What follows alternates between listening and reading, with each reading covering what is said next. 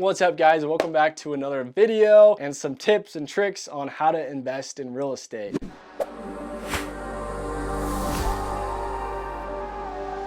For you guys that don't know me, my name is Brody Fausett. I'm 29 years old and I retired or became financially free, or whatever you want to call it, through investing in real estate. So thanks for watching this video and following along. Specifically in this video today, we're going to talk about how to get started in real estate and really just real estate investing 101. So if you're a beginner, you don't know a ton about real estate, and you just want to know like, what are some basics and how do I get started? You're in the right place. Awesome. So before I dive into the few things I want to talk to you about today, if you guys are interested in booking a free call to get really some info and some advice on your real estate, how to really start and scale and get going, I have a program. It's called Real Estate Investing School. It's one-on-one coaching for real estate investors and future real estate investors. So if that sounds interesting to you and you're looking to scale your portfolio or even just get started, you can book a free call. Click the link below. Also, like, if you like this video and you feel like it provided value to you, feel free to subscribe and we'll notify you when these cool videos come out to kind of help you in the real estate investing space. So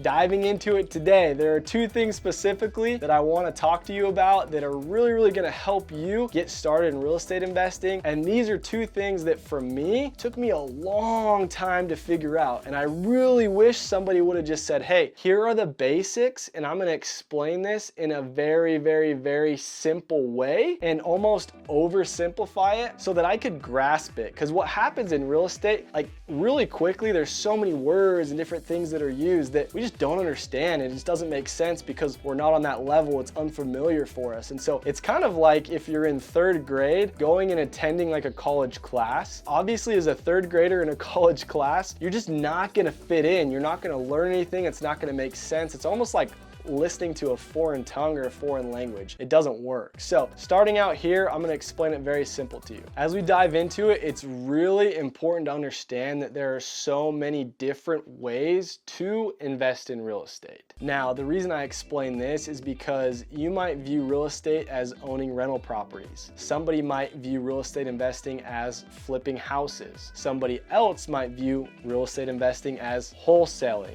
which, if you don't know what wholesaling is, and you probably don't if you're watching this video, it's simply putting a house under a contract for a certain price and then flipping it before you actually own it. You just own the contract for more money. You sell it to somebody else and you keep what's in between, right? Very different ways of investing in real estate. A lot of people put money into a real estate fund, which is a giant pool of money that people manage, and they take a management fee to manage that fund, and then they go and choose what investments to invest in. And then they pay you a return based on how it performs, right? So many different ways. Ultimately, I'm most passionate about creating passive income. And I really believe the best way to do that is through not having somebody else invest in deals for you necessarily, but for you to actually learn how to fish and invest in those deals yourself and do it in a way that doesn't require a lot of your own money. Now, I'll tell you what I mean by that here in a second, but ultimately building passive income, which for me, it's been through owning rental properties, to where when people pay rent every single month, I pay all the expenses on the property, right? The mortgage, which is the loan to the bank. And then I also take care of utilities and whatever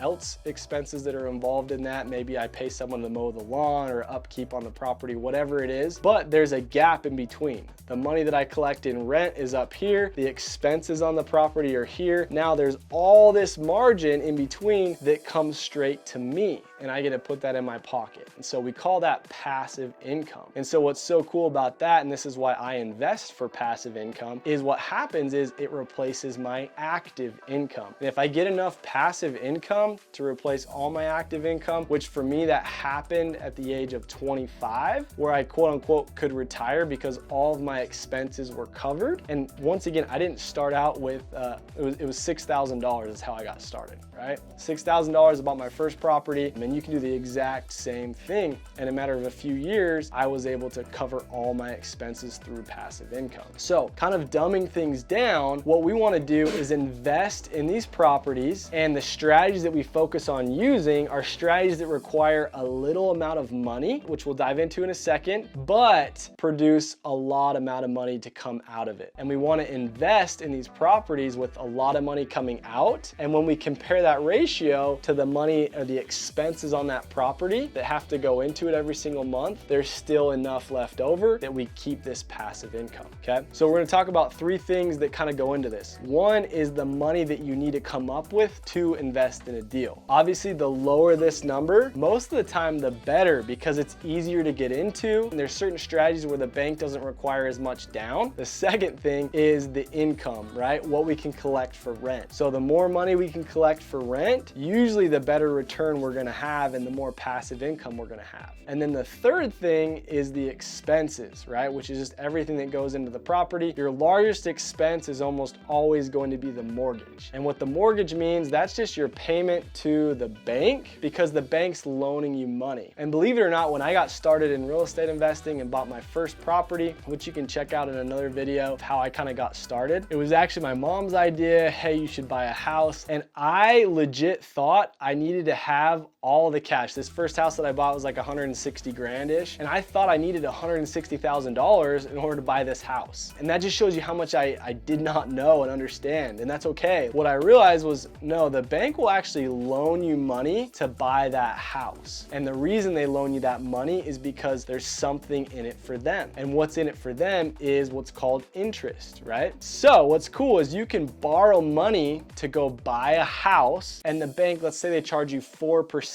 interest, right? Very, very low interest. But if you can take that house and rent it out, and you can go make 20 or 30%, even if you subtract out that 4% that you're paying, you're still making money with somebody else's money. Unbelievable concept that you can take someone else's money, buy a house and rent that house out, and then pay all the expenses and then keep all the leftover money and make money on someone else's money. Like, it just blew my mind. And so for me, it took me a second to figure it out, because I was actually living in this house, not knowing that it was like a killer investment, but I saw the money come in. I didn't pay for rent. All my buddies that were living in the rooms, they paid rent. And then I paid all the expenses. And what was left over was this passive income. And I'm like, dude, this is cool. Like, how is this fair? How does this make sense? I want more of this income, because I didn't have to do anything for it. And so it's really, really important to know within real estate investing that you can buy a property with a low amount down, which we're gonna dive into in a second. How do you go do that without a lot of money? But